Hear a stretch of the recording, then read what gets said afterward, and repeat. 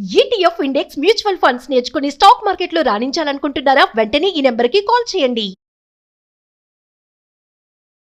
Hello viewers, welcome back to India's largest digital network Suman TV. ఇక మంగళవారం రోజున కేంద్ర ప్రభుత్వం 2024 బడ్జెట్ను అయితే ప్రవేశపెట్టడం జరిగింది. Central finance minister Nirmala Sitharaman గారు ఈ ఏపీకి సంబంధించి నిధులు ఏవైతే ప్రొవైడ్ చేశారో వాటన్నిటిని కూడా ఈరోజు వివరణలో మనం చూద్దాం. ముఖ్యంగా కూటమి ప్రభుత్వం చంద్రబాబు గారు, పవన్ కళ్యాణ్ గారు ఎవరైతే బీజేపీకి ఇచ్చిన సహాయం ఉందో దాన్ని పూర్తి తరహాలో వినియోగించుకున్నారనేది అయితే ఇక్కడ కనిపిస్తూ ఉంది. కేంద్ర ప్రభుత్వం నుంచి పూర్తి తరహాలో నిధుల పరంగా కానీ హామీల పరంగా కానీ పూర్తి తరహాలో వారు సాయాన్ని పొందినట్లే ఇక్కడ కనిపిస్తూ ఉంది. ముఖ్యంగా ఏపీని పూర్తి తరహాలో డెవలప్ చేయడానికి ఇన్ఫ్రాస్ట్రక్చర్ పరంగాను, అంటే రోడ్లు, ముఖ్యంగా రోడ్లు ఏవైతే ఉన్నాయో వాటిని పూర్తి తరహాలో డెవలప్ చేయడానికి, కొన్ని ప్రాజెక్టులు, పోలవరం లాంటి ప్రాజెక్ట్స్ డెవలప్ చేయడానికి, అలాగే ఎక్కువ స్థాయిలో విద్యార్థులకు పూర్తి తరహాలో సాయం చేయడానికి ఈ హామీలు, ఈ నిధులు అనేవి కేటాయించడం జరిగిందనేది క్లియర్గా కనిపిస్తూ ఉందన్నమాట. ఇక ముఖ్యమైన అంశం ఏంటి అంటే కేంద్రం తరపు నుంచి ఏపీ రాజధానికి సంబంధించి 15,000 కోట్ల ఆర్థిక సాయం ఈ ఫైనాన్షియల్ ఇయర్లో ప్రొవైడ్ చేయడం జరిగిందని చెప్పేసి నిర్మలా సీతారామన్ గారు ఇచ్చిన స్టేట్మెంట్ ద్వారా తెలుస్తూ ఉంది. దీంతో పాటుగా ముఖ్యంగా 3 జిల్లాలని బ్యాక్వర్డ్ డిస్ట్రిక్ట్స్గా గమనించి వాటికి పూర్తి తరహాలో కంప్లీట్ చెప్పాలి సింపుల్గా అంటే స్పెషల్ స్టేటస్ ఇచ్చిన విధంగా ఆ 3 జిల్లాలకి కనిపిస్తూ ఉందన్నమాట. వాటికి పూర్తి తరహాలో సాయం అందించడం పరంగా, అలాగే అధిక నిధులు ప్రొవైడ్ చేయడం గాను ఇక్కడ వాళ్ళు స్టేట్మెంట్ అయితే ఇవ్వడం జరిగింది. ముఖ్యంగా కేంద్ర ప్రభుత్వం నుంచి ఏపీకి ఈ 2024 ఫైనాన్షియల్ ఇయర్లో వచ్చిన ముఖ్యమైన హామీలను, నిధులను టీడీపీ పార్టీ వాళ్ళ అఫీషియల్ ట్విట్టర్ అకౌంట్లో మెన్షన్ చేయడం జరిగింది. ముఖ్యంగా వాటిని ఒకసారి చూసేద్దాం. ఇక్కడ మీరు చూడొచ్చు, తెలుగుదేశం అఫీషియల్ ట్విట్టర్ అకౌంట్ చూసుకున్నట్లయితే ఇక్కడ అన్ని ప్రాంతాల, అన్ని రంగాల అభివృద్ధికి కేంద్రం నుంచి భారీగా నిధులు రాబట్టిన కూటమి ప్రభుత్వం అని అయితే మెన్షన్ చేయడం జరిగింది. ఫలించిన చంద్రబాబు గారి ఢిల్లీ పర్యటన అని కూడా ఇక్కడ మెన్షన్ చేయడం జరిగింది అనమాట. ఇక కేంద్ర బడ్జెట్లో రాష్ట్రానికి లభించిన హామీల విషయానికి వస్తే మొట్టమొదటిగా ఆంధ్రప్రదేశ్ అభివృద్ధికి 15,000 కోట్ల రూపాయల ఆర్థిక సాయం ఈ ఫైనాన్షియల్ ఇయర్, అంటే ఈ 2024 ఫైనాన్షియల్ ఇయర్కి అయితే ఇవ్వడం జరుగుతుంది కేంద్ర ప్రభుత్వం నుంచి. ఇక సెకండ్ మోస్ట్ ఇంపార్టెంట్ ప్రియారిటీ ఇవ్వడం జరిగింది అయితే పోలవరం ప్రాజెక్ట్కి. రాష్ట్ర జీవనాడి పోలవరంకి పూర్తిగా అధిక నిధులు, అది కంప్లీట్ అవ్వడానికి పూర్తిగా అధిక నిధులు ఇవ్వడం అయితే ఇక్కడ జరుగుతూ ఉంది. ఇక రాయలసీమ, ప్రకాశం, ఉత్తరాంధ్ర జిల్లాలకు ప్రత్యేక ప్యాకేజ్, అంటే వీటి డెవలప్మెంట్ కోసం ఎక్స్ట్రా ఎఫర్ట్స్ పెట్టడం కానీ, వాటికి అయ్యేంత పూర్తి బడ్జెట్ కేంద్రం నుంచి ఇవ్వడం కానీ జరుగుతూ ఉంటుంది అనమాట. దీనికి స్పెసిఫిక్ నెంబర్ అయితే ఉండదు, వాటి డెవలప్మెంట్కి ఎంత అవసరమైతే అంత కేంద్ర ప్రభుత్వం నుంచి అందజేయడం జరుగుతుంది. ఇక నెక్స్ట్ చూసుకున్నట్లయితే పారిశ్రామిక అభివృద్ధికి, ఇండస్ట్రియల్ సెక్టార్ అభివృద్ధి చేయడానికి హైదరాబాద్ బెంగళూరు పారిశ్రామిక కారిడార్ని అయితే డెవలప్ చేయడం జరుగుతుంది. హైదరాబాద్ టు బెంగళూరు ఈ ఫైనాన్షియల్గా ఇండస్ట్రీ సైడ్ అవన్నీ కూడా అక్కడ డెవలప్ చేయాలంటే ఇన్ఫ్రాస్ట్రక్చర్ పరంగా ముఖ్యంగా రోడ్స్ అనేవి చాలా ప్రాపర్గా ఉండాల్సి ఉంటుంది. సో దాని పరంగా వాటి డెవలప్మెంట్ కోసం కూడా నిధులు రిలీజ్ చేయడం జరిగింది అనమాట. ఇక విశాఖ, చెన్నై ఇండస్ట్రియల్ కారిడార్లో కూడా రోడ్లకు ప్రత్యేక సాయం అనేది ఇక్కడ అందించడం జరుగుతుంది. అలాగే ముఖ్యంగా ఇందాక మాట్లాడుకున్నట్లుగా కొప్పర్తి, ఓర్వకల్లు ఇండస్ట్రియల్ సెక్టర్ అనేది కూడా ఇక్కడ అభివృద్ధి చేయడం జరుగుతుంది. దానిపై కూడా నిధులు కూడా మనకి వచ్చే అవకాశం ఉందని అయితే ఇక్కడ వీళ్ళు మెన్షన్ చేయడం జరిగింది అనమాట.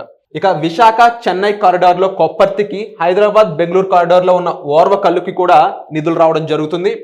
నీరు, విద్యుత్, రైల్వే, రోడ్లు ప్రాజెక్టులకు ప్రత్యేక నిధులు. ఓవరాల్గా ఆంధ్రప్రదేశ్ ఇప్పుడు డెవలప్ అవ్వడానికి కావాల్సిన ముఖ్యమైన అంశాలు ఇన్ఫ్రాస్ట్రక్చర్ సంబంధించి వాటర్ అయి ఉండొచ్చు, కరెంట్ అయి ఉండొచ్చు, రైల్వే, రోడ్స్, వీటన్నిటికి సంబంధించి ప్రాజెక్టులకి ఎక్స్ట్రా ఎఫర్ట్గా ఒక నిధులు అయితే ప్రొవైడ్ చేయడం జరుగుతుంది.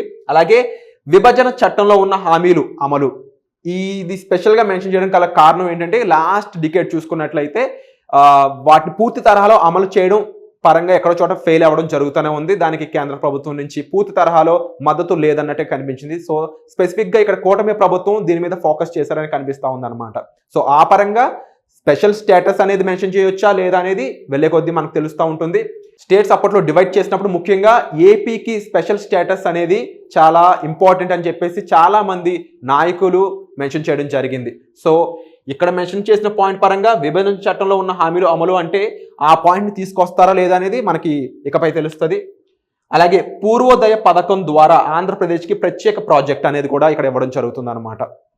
సో ఇక ఓవరాల్గా ఏపీ బ్యాక్ ఆన్ ట్రాక్ అనే హ్యాష్ ట్యాగ్ తో ఇక్కడ ముందుకు వెళ్ళడం జరుగుతుంది. వీళ్ళు ఇక్కడ స్పెసిఫిక్ పోస్ట్ అనేది AP back on track by కూటమి ప్రభుత్వం కూడా అని చెప్పొచ్చేమో.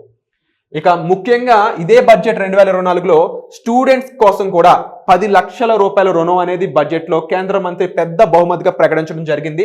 ఆ విషయానికి వచ్చినట్లయితే కేంద్రంలో నరేంద్ర మోడీ ప్రభుత్వం 3వ సారి అధికారంలోకి వచ్చిన తర్వాత తొలి సాధారణ బడ్జెట్ అయితే ప్రవేశపెట్టారు. ఈ బడ్జెట్ సమర్పిస్తున్న సందర్భంగా ఆర్థిక మంత్రి నిర్మలా సీతారామన్ విద్యార్థుల కోసం ఒక బిగ్ గిఫ్ట్ అయితే రెడీ చేయడం జరిగింది. అదేంటి అంటే 2024-25 కేంద్ర బడ్జెట్ ప్రసంగంలో ఆర్థిక మంత్రి నిర్మలా సీతారామన్ దేశీయ విద్యా సంస్థలో ఉన్న విద్యను అభ్యసించే విద్యార్థులకు ఓవర్సీస్ స్టూడెంట్స్కి అయితే 10 లక్షల వరకు విద్యా రుణాలు అందుబాటులో ఉంచుతామని చెప్పడం జరిగిందనమాట. ఎవరైతే ఓవర్సీస్ ఎడ్యుకేషన్ కోసం ఫారిన్ కంట్రీస్కి వెళ్తూ ఉంటారో వాళ్ళందరికీ 10 లక్షల రూపాయల రుణం అయితే ఇక్కడ ప్రొవైడ్ చేయడం జరుగుతుంది అనేది ఒక కొత్త స్టేట్మెంట్ గా చూడొచ్చు. ఇక ఓవరాల్ గా ఈ బడ్జెట్ కి సంబంధించిన ఫైనల్ అవుట్పుట్ చూసినట్లయితే ఏపీలో ముఖ్యంగా నిరుద్యోగం ఏదైతే ఉందో, అలాగే ఏపీ అనేది అప్పుల్లో కూరుకుపోవడానికి గల కారణాలు కూడా అక్కడ సరైన ఇన్కమ్ జనరేట్ కాకపోవడం, సరైన ఎంప్లాయ్మెంట్ క్రియేట్ కాకపోవడం, ఈ రెండింటినీ ఫుల్ఫిల్ చేసే విధంగా అక్కడ ఇండస్ట్రియల్ సెక్టర్స్ డెవలప్ చేయడంపై ఎక్కువ ఫోకస్ పెట్టడం జరిగింది కేంద్ర ప్రభుత్వం కానీ లేకపోతే కూటమి ప్రభుత్వం కానీ. కూటమి ప్రభుత్వం యొక్క ఫుల్ ఫోకస్ అంతా కూడా కేవలం ఏపీలో రాజధాని డెవలప్ చేయడమే కాకుండా ఓవరాల్గా ఉన్న ప్లేసెస్లో ఎక్కడైతే మనం ఇండస్ట్రియల్ సెక్టర్ డెవలప్ చేయొచ్చు అనే ఇక్కడ క్లియర్ స్టేట్మెంట్ అయితే కనిపిస్తుంది. బికాస్ ఆఫ్ ఓర్వకల్లు డెవలప్మెంట్ ఏదైతే మీరు చూస్తున్నారో అది. ఒక పక్క వైజాగ్ టు చెన్నై ఏదైతే ఇండస్ట్రియల్ కారిడార్ డెవలప్ చేయాలనే ఉద్దేశం ఉందో, అలాగే Bengaluru to Hyderabad industrial corridor develop చేయాలనే ఉద్దేశం ఉందో, దాని ప్రకారం చూసుకున్నట్లయితే ఇక్కడ ఇన్ ఫ్యూచర్ ఎంప్లాయ్మెంట్ జనరేషన్ అనేది చాలా ఎక్కువ మొత్తంలో జరిగే స్కోప్ అయితే క్లియర్గా కనిపిస్తూ ఉంది. దానికి తగ్గట్టుగానే ఇక్కడ మీరు చూసుకున్నట్లయితే ఇన్ఫ్రాస్ట్రక్చర్ డెవలప్మెంట్ పరంగా కూడా కేంద్ర ప్రభుత్వం నుంచి ఎక్కువ నిధులు అడగడం జరిగిందని తెలుస్తూ ఉంది. దానికి తగ్గట్లుగానే ఇక రాజధానికి కూడా 15,000 కోట్ల సాయం అందించడం అనేది కూడా ఒక పెద్ద మొత్తంలో ఒక మంచి హెల్ప్ అనేది చెప్పొచ్చు. కూటమి ప్రభుత్వం మాత్రం ఇక్కడ కీ రోల్ ప్లే చేసిందని చెప్పాలి. ముఖ్యంగా బీజేపీకి పూర్తి తరహాలో ఈ కూటమి ప్రభుత్వం తమ మద్దతు అందించడం ద్వారా దాన్ని తిరిగి ఈ రిజల్ట్ ద్వారా పూర్తి తరహాలో వెనక్కి తెచ్చుకున్నారు రిజల్ట్ పరంగా. సో ఓవరాల్గా చూసుకున్నట్లయితే అప్కమింగ్ పోలవరం ప్రాజెక్ట్ పూర్తి అవడానికి పూర్తి తరహాలో అధిక నిధులు ప్రొవైడ్ చేయడం అవి ఉండొచ్చు, రాజధాని పరంగా 15,000 కోట్ల సహాయం అయి ఉండొచ్చు, అలాగే ఓవర్సీస్ స్టూడెంట్స్కి 10 లక్షల రూపాయల రుణం అయి ఉండొచ్చు, ఓర్వకల్లు ఇండస్ట్రియల్ కారిడార్ డెవలప్మెంట్ అయి ఉండొచ్చు. ఇలా చూసుకునే కొద్దీ ఏపీ బ్యాక్ ఆన్ ట్రాక్ అనే ఈ హ్యాష్ ట్యాగ్ ఏదైతే ఉందో ఇన్ ఫ్యూచర్ చాలా ట్రెండింగ్ అయ్యే అవకాశం కూడా కనిపిస్తూ ఉంది. ముఖ్యంగా డెవలప్మెంట్ వైపు ఇది ఒక మొదటి మెట్టుగా మనం చూడొచ్చు. సో మరింత బెటర్మెంట్ కోసం ఇవన్నీ కూడా చాలా ఉపయోగపడతాయని చెప్పాలి. ఇక ఈ బడ్జెట్ 2024 పై ఏపీకి ఇచ్చిన నిధులపై మీ అభిప్రాయం ఏంటి కామెంట్ సెక్షన్ లో మెన్షన్ చేయండి. సో వచ్చే ఎపిసోడ్లో మళ్ళీ కలుద్దాం. Thank you so much. Suman టీవీలో మీ పర్సనల్ అండ్ బిజినెస్ ప్రమోషన్స్ కోసం కింది నెంబర్కి కాంటాక్ట్ చేయండి.